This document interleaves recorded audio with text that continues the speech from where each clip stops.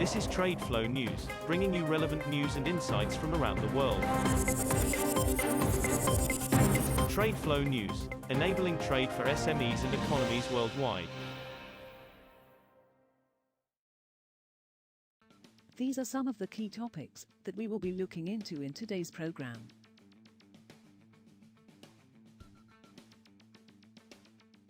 First, let's take a look at the overnight headlines which are impacting the commodity markets. Asia liquefied natural gas (LNG) prices fell for a third straight week, as improved gas supply in Europe reduced the competition for LNG in Asia, though losses were limited by fresh demand from Pakistan and Turkey.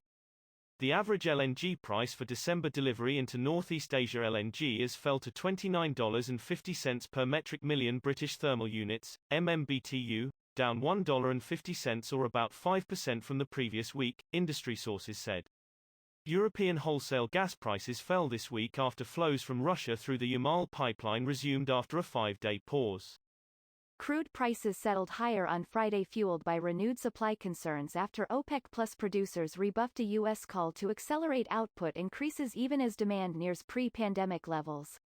Brent crude rose $2.20 to settle at $82.74 per barrel, while U.S. West Texas Intermediate crude, WTI, gained $2.46 to $81.27.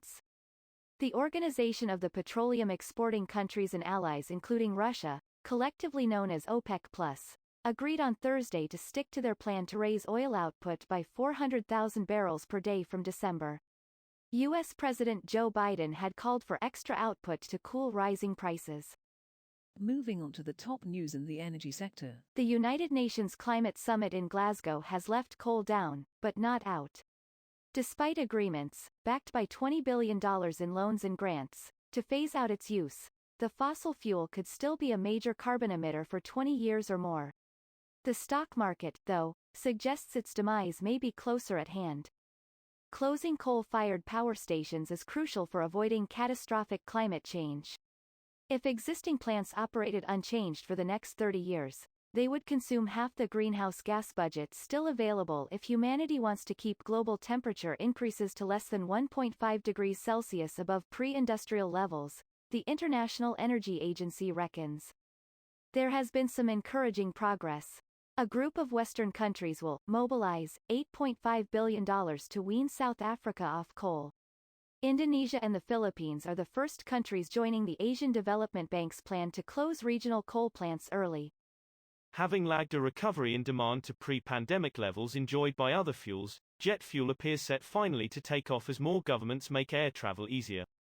Global jet fuel demand is languishing 15 to 20% below 2019 levels, according to analysts, but confidence generated by rising vaccination levels has led to increased passenger flight bookings in recent weeks. The vaccination rate continues to increase. So, I don't see the reason why aviation demand won't pick up, a Singapore-based jet fuel trader said. Next, we have the top news in metal markets. COP26 has a blind spot. The prime ministers and corporate bigwigs gathered in Glasgow want to cut demand for the fossil fuels that constitute most of the world's greenhouse gas emissions. To make that happen without crashing the economy, there has to be lots more of the metals underpinning a greener society. Along with phasing out coal and reducing deforestation, COP26 needs to champion electric vehicles and spur investment in renewable energy. That means more wind turbines, solar panels, energy storage and charge points. That in turn means more aluminium, cobalt, copper, lithium and nickel. Consultant Wood Mackenzie has run the numbers.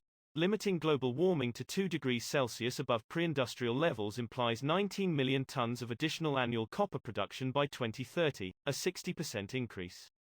Japan's trading houses booked record profits and upped full-year guidance, lifted by surging prices for commodities and growing demand for machinery, shipping and food as the global economy began to shake off the effects of a pandemic-induced slump. Like their global rivals in energy and mining, Itochu Corp 8001, Mitsubishi Corp 8058, and other Japanese trading houses have benefited from the rally that has driven the prices of items from coal to coffee to record, or near historic, highs. Itochu said on Friday its net profit almost doubled to a record 500.6 billion yen, $4.4 billion in the 6 months through September 30th, while Mitsubishi's profit more than quadrupled to a record 360.6 billion yen.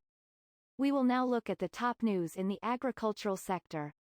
Malaysia's palm oil inventories likely rebounded at the end of October, lifted by a plunge in exports amid shrinking output.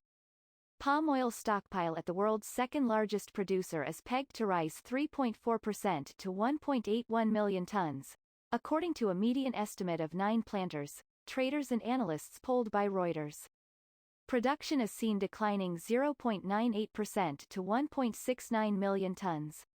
It likely fell for a second consecutive month to its lowest in 3 months, as the peak production season ends. That is all for today's news on commodity markets. Stay tuned to TradeFlow News as we continue to provide you with more updates. We also invite you to follow us on Twitter at TradeFlow News, which allows you to watch our program on your mobile device or desktop to receive information from there.